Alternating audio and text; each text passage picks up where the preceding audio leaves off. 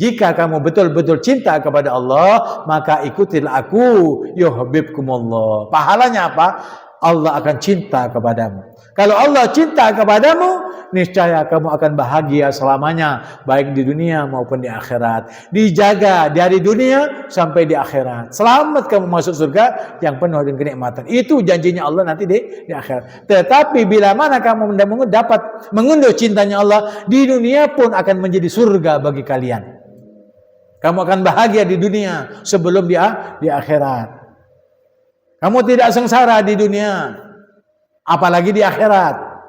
Itu orang yang cinta, yang mengunduh cinta Allah. Tapi kamu harus mengikuti Rasulullah. Apapun saja yang disabdakan Rasulullah, cintai Ahlul Bait, cintai sahabat Nabi, sahabatku.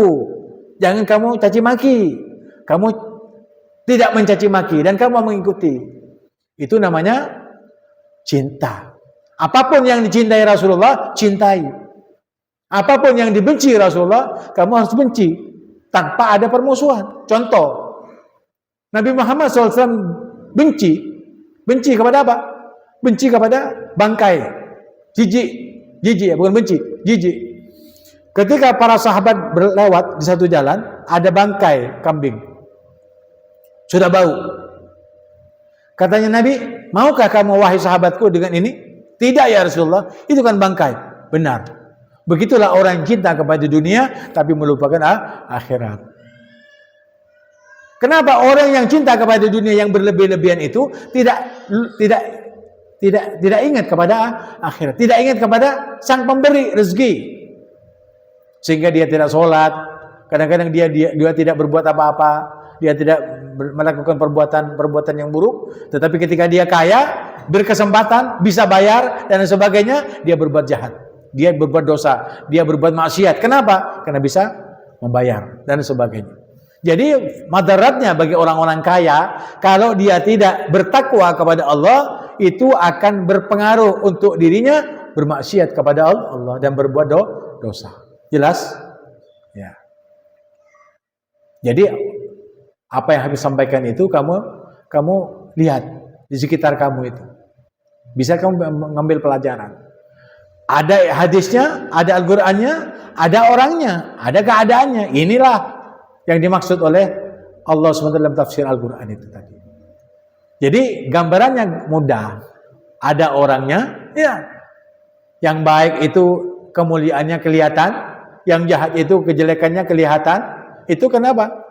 Karena alam semesta itu ayat-ayat Allah. Bahkan yang di atasnya, artinya manusia dan lain sebagainya. Ya.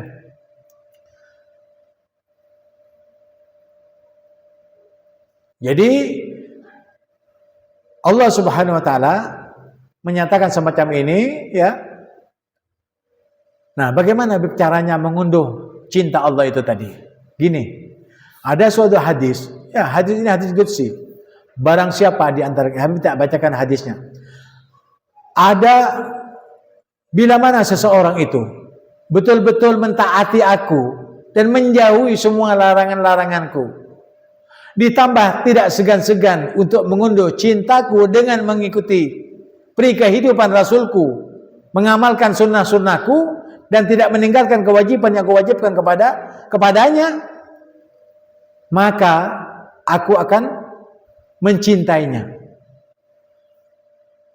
Ya, aku akan mencintainya.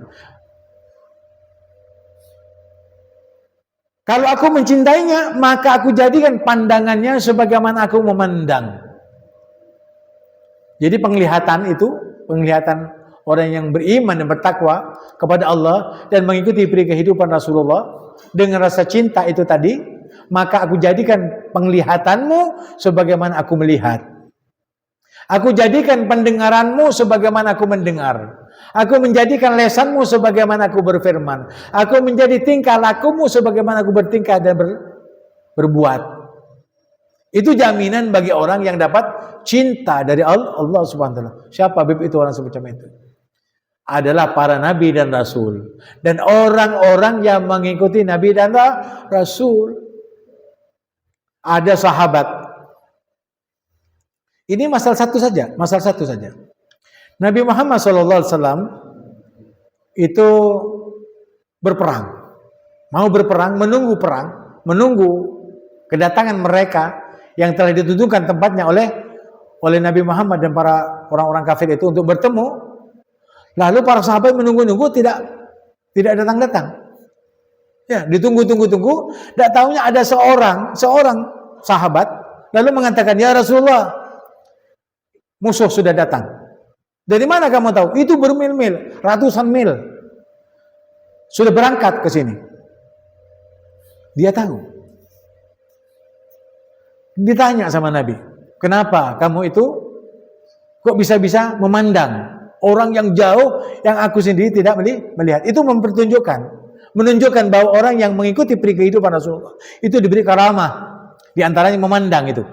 Memandang sebagaimana pandangan Allah. Katanya, orang yang mengikuti aku, taat kepadaku dan cinta kepada Rasulku, aku jadikan pandangannya sebagaimana aku memandang. Dipandang itu orang yang jauh kelihatan. Nabi Muhammad dikatakan, "Aku tidak melihat, kamu kok bisa melihat?" Apa yang menyebabkan matamu itu bisa memandang ke tempat yang sangat jauh? Katanya sahabat itu, "Ya Rasulullah, aku suka apa yang kamu lakukan." Apa yang kamu sukai? Aku senang bercelak mata. Bercelak mata itu, karena Nabi Muhammad itu bercelak mata. Sunnahnya dilakukan oleh sahabat, maka sahabat ini diberi pemandangan sampai bermil-mil bisa dilihat sebagaimana aku melihat kamu di hadapan kita. Paham? Nah itu orang yang mengikuti peri kehidupan Nabi Muhammad SAW. Itu banyak. Apalagi kamu itu taat kepada Allah, meninggalkan maksiat larangannya, ditambah dengan cintamu kepada Rasulullah dengan tidak meninggalkan sunnahnya, lalu kamu ikhlas semata-mata hidup ibadah ini untuk mencari ridhanya Allah SWT dunia dan akhirat, maka aku jadikan pandanganmu sebagaimana aku memandang. Itu bagi mereka. Ya. Tapi kamu itu hidup di dunia itu bukan menuntut itu, bukan untuk menuntut karamah, ya, tidak menuntut karamah. Hidup itu beribadah kepada Allah. Kalaupun kamu misalkan ingin karamah, cukuplah kalau kamu makan baca, Allahumma barik lana fima razaqtana wa qina adzabannar. Alhamdulillahilladzi at'amana wa saqana wa ja'alana minal muslimin. Kalau kamu sudah makan, itu kalau kamu 3 kali makan, kamu lakukan semacam itu karena mengundur ridhanya Allah dan ridhanya Rasulullah, kamu jadi karamah. Karena makan itu menumbuhkan jasad untuk tunduk pada Allah. Ketika kamu baca itu rohnya untuk menundukkan jasad, ketika makan, kamu punya kekuatan untuk ibadah. Kamu punya kekuatan untuk meninggalkan maksiat yang dilarang oleh Allah. Jelas. Itu bisa karamah sudah. Orang yang meninggalkan kemaksiatan, melaksanakan ketaatan, itu karamah. Dan sumbernya karamah itu karena kekuatan. Kenapa dia kuat? Kuatnya ibadah. Kenapa dia beribadah? Karena kuat beribadah. Orang yang kuat beribadah, Allah berikan kepadanya apa? Kebaikan-kebaikan. Itu berupa apa? Berupa penglihatan, berupa perbuatan, berupa apa saja yang baik, ya, mereka dapatkan. Nah, kalau ada orang yang taat kepada Allah dengan tidak meninggalkan apa yang diperintahkannya dan tidak meninggalkan meninggalkan apa yang dilarangnya, lalu menambahkan cintanya kepada Allah itu dengan melaksanakan apa yang diamalkan oleh baginda Nabi Muhammad SAW, maka aku jadikan pandangannya sebagaimana aku memandang. Aku menjadikan pendengarannya sebagaimana aku mendengar. Menjadikan pembicaraannya sebagaimana aku berfirman. Jadi berbuat perbuatan kita sesuai dengan ridhanya. Makanya orang yang semacam itu perintahnya Allah dilaksanakan. Apa? Ittaqillah haitsu ma kunta. Bertakwalah kamu kepada Allah di mana saja kamu berada. Artinya tidak ada tempat, ruang, waktu yang tidak bersenyawa dengan ketaatan kepada Allah. Terus menerus. Melek mata berzikir, melek mata mengatakan alhamdulillahilladzi ahyana ba'da ma amatana wa ilaihin nusyur.